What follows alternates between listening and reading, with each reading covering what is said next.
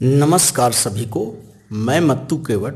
मैं आज आपको इस वीडियो के माध्यम से कक्षा 5वीं विषय शिष्यवृत्ति के अंतर्गत बुद्धिमत्ता प्रश्न पत्र में देखिए आकृतियाँ घटक है। आकृतियाँ और आकृतियों से संबंधित प्रश्न किस प्रकार से आते हैं, इसका परिचय मैं आपको इस वीडियो के माध्यम से कराने वाला हूँ। तो आकृतियों में समानता का संबंध खोजते समय निरीक्षण क्षमता, आकलन क्षमता और तार्किक विचार करने की क्षमता, इन सभी क्षमताओं का विचार किया जाता है। आकृतियों में समानता का संबंध खोजते समय उसकी रचना, उनमें होने वाले परिवर्तन, आकृतियों की संख्या, उनका आकार, प्रमाण, चित्रांकन, दिशाओं में परिवर्तन इत्यादि बातों का विचार करना पड़ता है। तो आकृतियों में समानता का संबंध खोजते समय निरीक्षण क्षमता अति उत्तम होनी चाहिए। पहले दो पदों में जो संबंध होता है वही संबंध तीसरे और चौथे पद में होना चाहिए, यह ध्यान में हमें रखना है। तो आकृतियों से संबंधित जब प्रश्न आते हैं तो उसमें हमें सबसे पहले यही ध्यान रखना है कि पहले दो पदों में जो संबंध होता है वही संबंध तीसरे और चौथे पद में भी होना चाहिए, और आकृतियों को हमें खोजते समय उसमें निरीक्षण करना चाहिए और हमारी निरीक्षण क्षमता, आकलन क्षमता, विचार करने की शक्ति उत्तम होनी चाहिए। और हमें ध्यान से उन आकृतियों को देखना चाहिए कि आकृतियों में समानता का संबंध किस तरह से है, उसकी रचना कैसी है, उसमें कौन सा परिवर्तन हुआ है, आकृतियों की संख्या कितनी है, उनका आकार कैसा है, प्रमाण कैसा है, इन सब, और चित्रांकन है, दिशाओं में परिवर्तन हो रहा है क्या। तो देखिए, ये पहला प्रश्न है, यहाँ मैं इसका वाचन कर रहा हूँ। 1 से 15 तक के लिए सूचना है। पहले पद का दूसरे पद से जिस प्रकार का संबंध है ठीक वैसे ही संबंध तीसरे और चौथे पद में है, इसलिए प्रश्न चिन्ह के स्थान पर उचित आकृति का चुनाव कीजिए।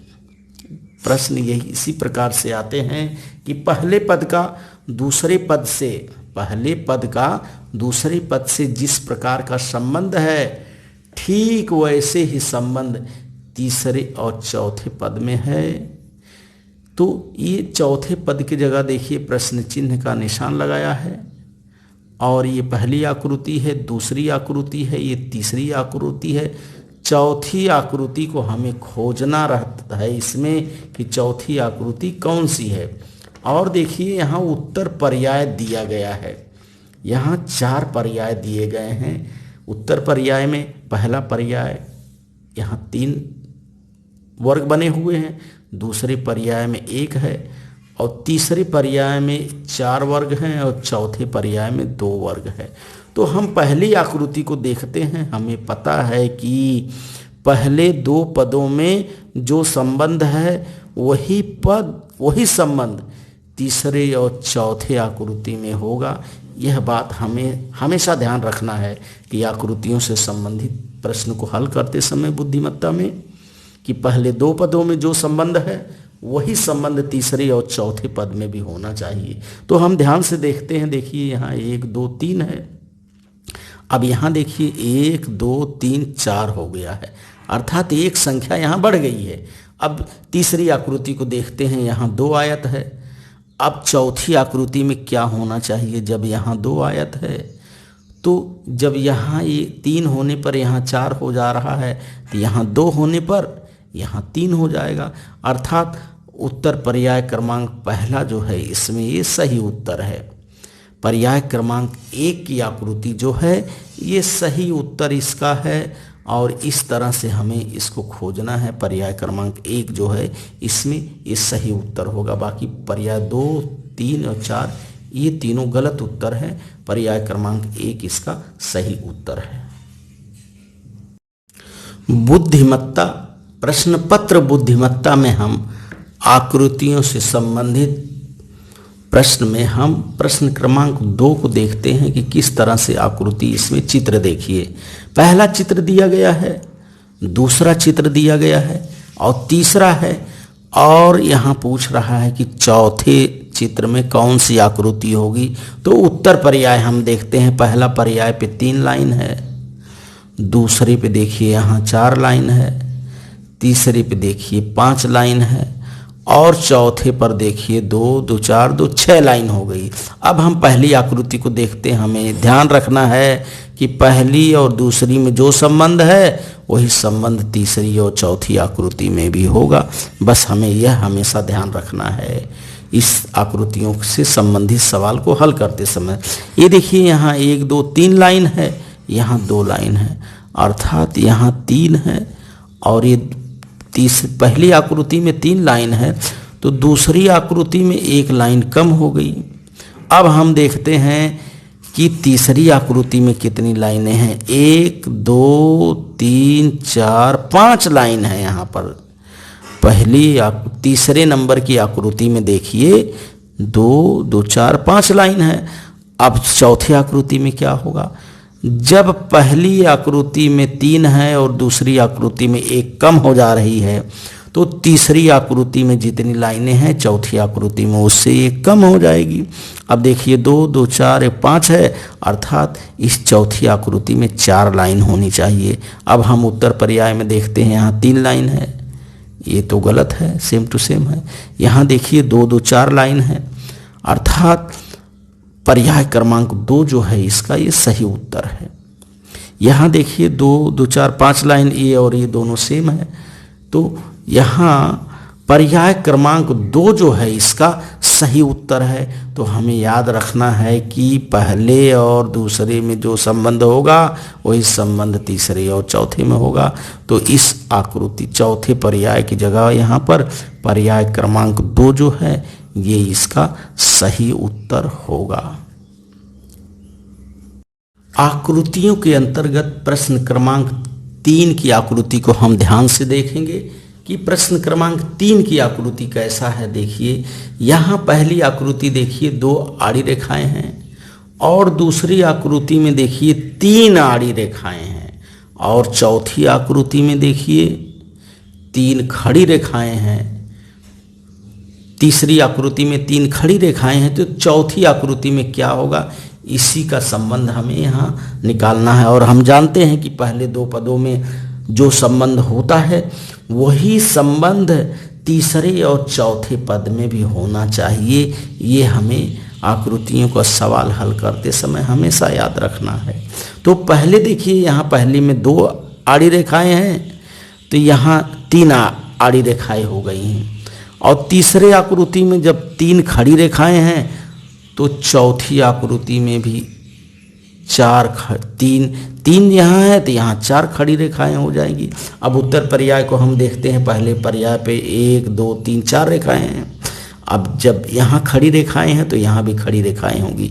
यहाँ आड़ी रेखा है 2 तो यहाँ 3 आड़ी रेखा हो गई है, अर्थात आकृति क्रमांक 4 की जगह पर पर्याय क्रमांक पहला जो है ये 4 नंबर की खड़ी रेखाएं, यहाँ 4 खड़ी रेखाएं हैं, अर्थात आकृति क्रमांक 4 पर पर्याय क्रमांक पहला जो इसका उत्तर है ये सही उत्तर है, अर्थात चौथे क्रमांक पर 4 खड़ी रेखाएं होंगी। तो इस तरह से हमें आकृतियों से संबंधित आने वाले प्रश्न को ध्यान से तार्किक पूर्वक और उसके उत्तर को खोज करके समझ करके हमको हल करना है।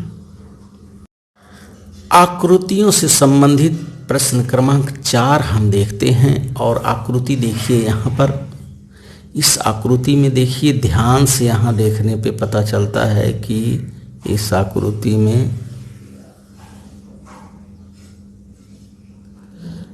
देखिए पहली आकृति में 3 गोले हैं और दूसरी आकृति में 2 गोले हो गए हैं और तीसरी आकृति में यहाँ 2 त्रिभुज हैं।